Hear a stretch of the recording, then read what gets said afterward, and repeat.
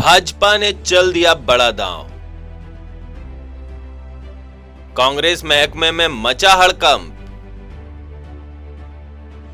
कांग्रेस के लिए राज्यसभा की राह नहीं आसान। राजस्थान में चंद्रा की एंट्री से मचा बवाल। क्रॉस वोटिंग के खतरे के बीच फंसी कांग्रेस पार्टी। राज्यसभा चुनाव के लिए उम्मीदवारों के नामांकन तो हो गए, लेकिन कांग्रेस के भीतर सिलेक्शन को लेकर काफी नाराजगी है। एक तरफ इमरान प्रतापगढ़ी पर कई नेताओं ने खुलकर असहमति जताई, तो वहीं राजस्थान, महाराष्ट्र समेत कई राज्यों में बाहरी का मुद्दा गरमाया हुआ है। जी हां, कांग्रेस पार्टी ने कई ऐसे नेताओं को राज्यसभा भेजने का फैसला किया है जो असलियत में उस राज्य से कोई वास्ता नहीं रखते हैं।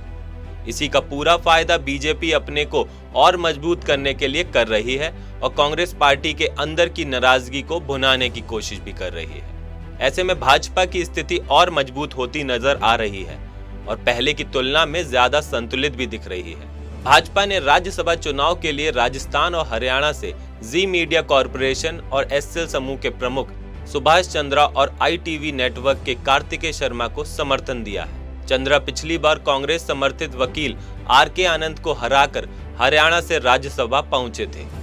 इस बार भाजपा ने उन्हें समर्थन देने का फैसला तब किया जब कांग्रेस नेतृत्व ने राजस्थान की तीनों सीटों से बाहरी उम्मीदवारों को उतारने का फैसला कर अपने कुछ नेताओं को नाराज कर दिया। अब तक समझा जा रहा था कि तीनों सीटें कांग्रेस आसानी से जीत सकती है। यहां से कांग्रेस उम्मीदवार मुकुल वासनिक, प्रमोद तिवारी और रणदीप सुरजेवाला उम्मीदवार बनाए गए हैं। कांग्रेस हाईकमान की चॉइस पर पार्टी के भीतर गहरी नाराजगी महसूस की जा रही है। कांग्रेस विधायक संयम लोधा सार्वजनिक रूप से ट्विटर पर लिख चुके हैं। उन्होंने कहा कि कांग्रेस पार्टी को यह बताना चाहिए कि राजस्थान के किसी भी नेता को राज्यसभा चुनाव में प्रत्याशी नहीं बनाने के क्या कारण है। दरअसल एक सीट जीतने के लिए 41 वोट की जरूरत है। कांग्रेस के पास 108 वोट हैं और उसे तीसरे कैंडिडेट तिवारी की जीत सुनिश्चित करने के लिए निर्दलीय और क्षेत्रीय दलों के समर्थन की भी जरूरत होगी। खबर है कि राजस्थान में 13 निर्दलीय विधायकों में से 10 विधायकों ने मंगलवार रात को मुख्यमंत्री निवास में मुख्यमंत्री अशोक गहलोत और कांग्रेस के राज्यसभा उम्मीदवार से मुलाकात की।